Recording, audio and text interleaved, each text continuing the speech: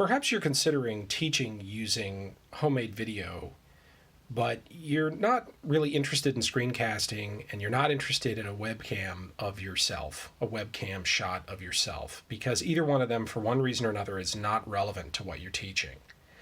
You may be teaching mathematics and you may not be able to easily write out equations with a keyboard, okay?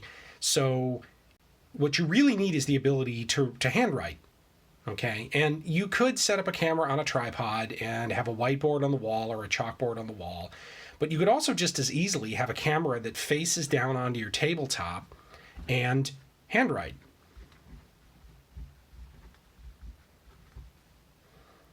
If your lighting is halfway decent, you could even use a pencil.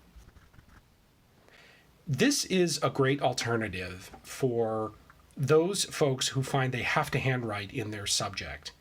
But it's really a great alternative for those folks who are just most comfortable handwriting as they teach. If I'm teaching a history course, I could just as easily be writing down vocabulary terms or even diagramming things out. There's nothing stopping you from teaching this way. And in fact, if your handwriting isn't horrible left-handed chicken scratch like mine, maybe this is optimal if you can make more efficient videos. After all, you can very easily change pages. Really, all you need to do this is a camera of some kind. I'm using my smartphone, and it's a 3-year-old smartphone, so it's not the latest and greatest. I'm using a smartphone stand or a webcam stand that's using a smartphone clamp. I bought this on Amazon a couple of days ago for about 20 bucks. You can get a cell phone clamp that attaches to the top of that using a standard camera mount. And I have it attached to a fairly sturdy table. That's actually pretty important. If I bump this table, you may see the camera move a little bit, but if I'm careful, it generally isn't going to be too bad, but don't use a really, really kind of rickety table. You need to have adequate lighting. Now, you don't need to have great lighting. Don't make perfect the enemy of good. So you can see there's this shadow bar that's right here. It really doesn't matter. I could use an external microphone. I'm not. I'm using my cell phone's microphone because the camera is actually maybe 7 inches from my face and the sound is adequate. You're going to need to learn to handle video files on your smartphone. That can be simply uploading to the Google Drive app, so then you can get those video files. You can either send those video files directly to students, upload them to D2L, or link them in D2L rather. You can upload to YouTube and do the same thing directly from your phone.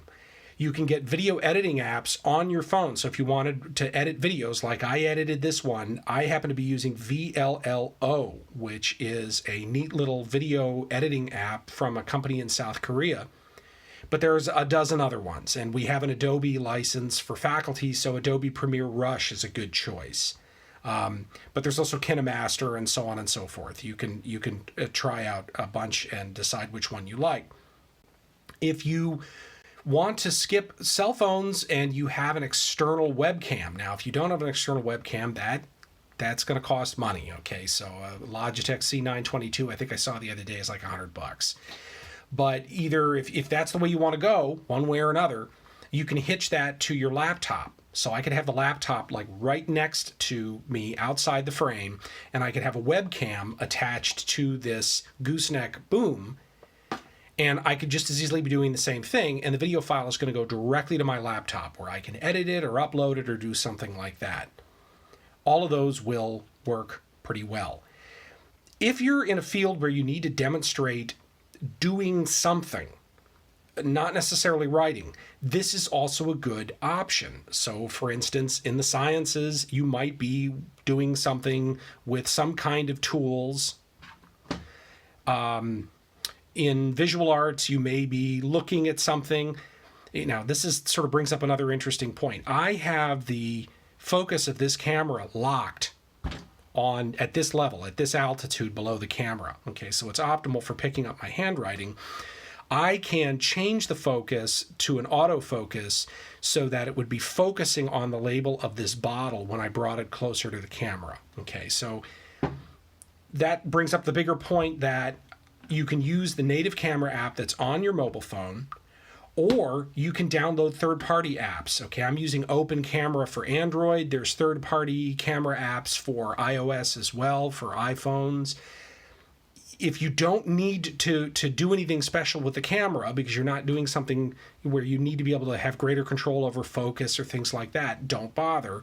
But it is an option if you want to investigate that as well. So there's some prior investigation and practice and learning that you have to do in order to do this. But once you've done all that, it's pretty quick. You're going to work out a procedure to record a video, edit it if you want, upload it, done and done. You can do it fairly quickly. And it may be worth it because this can be a way where indefinitely you can be recording videos using a mode of teaching, handwriting, or using tools or something like that that you either have to do or you're most comfortable with.